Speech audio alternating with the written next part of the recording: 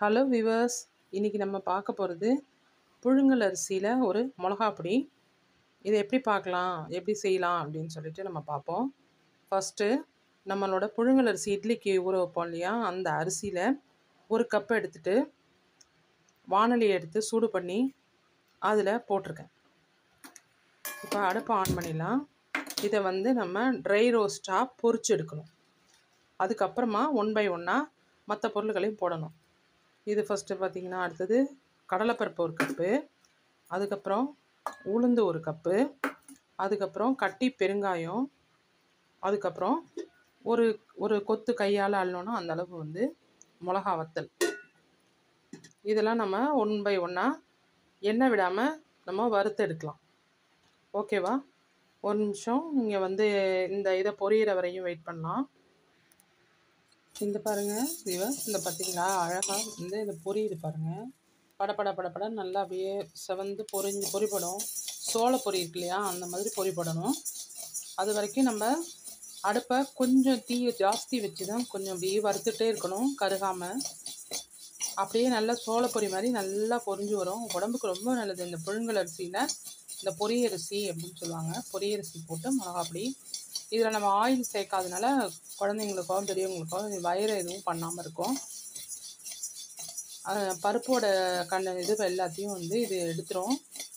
நிறைய நாளைக்கு வச்சுக்கலாம், சிக்கல் வாடையெல்லாம் வராது நம்ம ஆயில் போடாததுனால.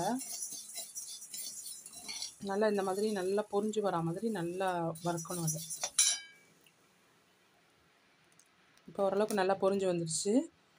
பட்டுன்னு அந்த சவுண்டு ஒன்று வரும் பொரிஞ்ச உடனே, அதுதான் பக்குவம். அந்த சமயத்தில் நம்ம இதை எடுத்துகிட்டு அடுத்த பருப்பை நம்ம சேர்த்துக்கலாம். இந்த பொரியரிசியை நம்ம நல்லா வறுத்துட்டு இந்த மாதிரி தட்டில் கொட்டிட்டோம். இது பாருங்கள், நல்ல மாதிரி பொரிஞ்சிருக்கு நல்லா. அடுத்தது நம்ம கடலைப்பருப்பை எண்ணெய் விடாமல் அடுப்பில் சேர்த்து வறுத்துடலாம். இப்போ ஃபஸ்ட்டு நான் உளுத்தம்பருப்பு போட்டிருக்கேன். அடுத்தது கடலைப்பருப்பையும் போட்டு நம்ம எண்ணெய் விடாமல் நல்லா கப்பாக வறுத்து எடுத்துடலாம்.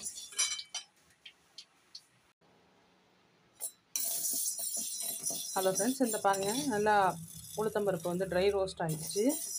இதை எடுத்துகிட்டு நம்ம அடுத்தது கடலைப்பருப்பை இதை சேர்த்துடலாம். நம்ம ஆயிலே போடாமல் நல்லா சூப்பராக சக்கத்து வேறு நல்லா செவந்திருக்கு பாருங்கள் ரோஸ்ட்டாக. இந்த பக்குவத்தில் நம்ம எடுத்துடலாம். ஹலோ ஃப்ரெண்ட்ஸ், இந்த பாருங்கள், அழகாக ட்ரை ரோஸ்ட் ஆகிடுச்சு கடலைப்பருப்பும். இதை நம்ம வெளியூருக்கெலாம் கொடுத்து விடணும், நம்ம பசங்க வெளியூரில் இருக்காங்க அப்படின்னாக்கா இந்த மாதிரி நம்ம ட்ரையாக பண்ணோன்னா அவங்களுக்கு எடுத்துகிட்டு போனாலும் ஒரு 2 மாதம் 3 மாதம் கூட அவங்க வச்சு யூஸ் பண்ணலாம். அதுக்காக தான் நம்ம இந்த மாதிரி எண்ணெய் இல்லாமல் வறுக்கிறோம். இப்போ இது முடிஞ்சிருச்சு. அடுத்தது மிளகாய்த்தூள், பெருங்காயம், புளி, அப்புறம் ஒரு 2-3 ஆறுக்கு கருவேப்பிலை இருந்துச்சுன்னா கருவேப்பிலையும் போட்டு நம்ம இதில் ட்ரையாகவே ரோஸ்ட் பண்ணிக்கலாம். இப்போ நம்ம இதை எடுத்துகிட்டு அடுத்த கண்டென்ட் சேர்த்துக்கலாம். புளியும் கருவேப்பிலையும் ரோஸ்ட் ஆகிட்டுருக்கு.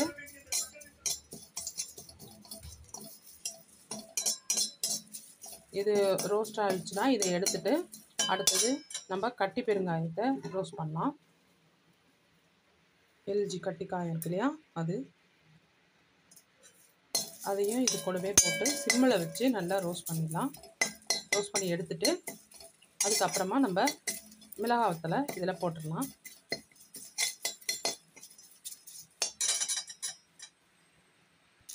நம்ம ஒரு கொத்து மிளகாய் வத்தலை நம்ம இதில் போட்டுட்டோம். இதையும் வறுத்து எடுத்துகிட்டு அதுக்கப்புறம் நம்ம உப்பு போட்டு மிக்சியில் பொடிச்சிட்டு நம்ம பார்க்கலாம்.